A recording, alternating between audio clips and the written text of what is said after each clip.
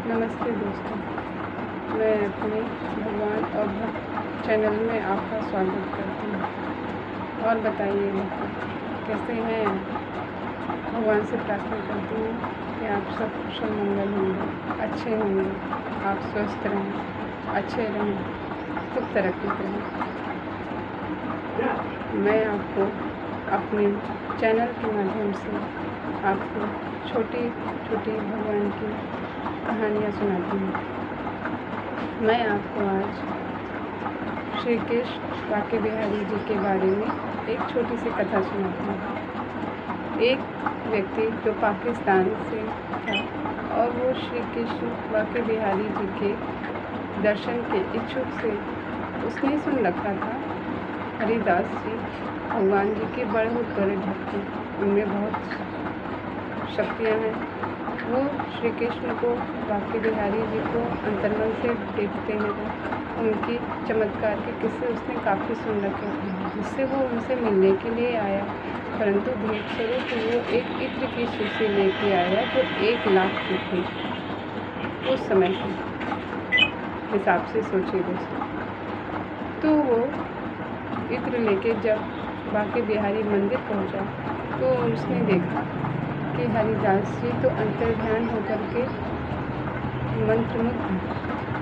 हरिदास संत जी उस समय अंतर्मन की आंखों से श्री कृष्ण और राधा जी को होली खेलते हुए देख रहे थे। ये देखकर संत जी अंतर्ध्यान में है, उस व्यक्ति ने उनको परेशान या उनको डिस्टर्ब करना नहीं समझा। वो उनके पास बैठ गया।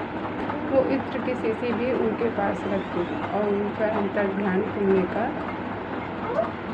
रास्ता दिखता रहा कि जब खोलेंगे तब इनसे भेंट करूँगी। इधर संत हरिदास जी देखते हैं कि श्री कृष्ण जी पिचकारी से भरी रंग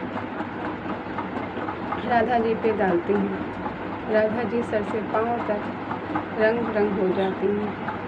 अब राधा जी की बारी आती है। वो अपनी गगरी से जैसे ही कान्हा जी पर रंग डालने चलते हैं तो उनकी खाली थी गगरी। ये देखकर संत जी बड़े परेशान हुए। उन्होंने इधर उधर देखा और वही इत्र की शीशी उनके गगरी में डाल दी। उन्होंने अपने अंतर्मन की आंखों से उनकी गगरी में डाली थी, मगर संसारिक दृष्टि से उन्होंने वो रेत पे गिरा दी सारी। ये देखकर वे व्यक्ति बड़ा परेशान हुआ और दुखी हुआ कि मैं इतने मन से इतनी दूर से इनसे मिलने आया था, क्या क्या सुना था इनके बारे में, और इन्होंने तो मेरी सारी इत्र की शीशी फेंक ही दी। अब वो कुछ कह ना सका। जब श्री हरिदास जी की अंतर्ध्यान टूटा और उन्होंने देखा कि वे व्यक्ति है तो उन्होंने उसका कुशल मंगल पूछा। अब हरिदास जी समझ गए थे कि उसके मन में क्या चल रहा है। वो अनमने मन से उनसे प्रणाम करता है। थोड़ी देर बाद इधर उधर की बातें करके वो जब जाने लगा तो संत जी ने कहा कि अंदर जाके बांके बिहारी जी के दर्शन तो कर लो। तो उसने सोचा अब दर्शन करने से फ़ायदा ही क्या है, मैं तो समझ गया तुम क्या हो। खैर अब इतनी दूर आया हूँ तो बांके बिहारी जी के दर्शन तो कर ही लो। वो ये सोच करके अंदर चला गया। पर उसने जाके देखा कि वही इत्र की शीशी की सारी महक मंदिर परिसर में और बांके बिहारी जी के पास मंदिर के अंदर महक रही है। उन्होंने आश्चर्य का ठिकाना जब नहीं रहा जब उसने देखा बांके बिहारी जी की वही पूरे शरीर पर, वही मूर्ति पर वो इत्र गिरा हुआ है।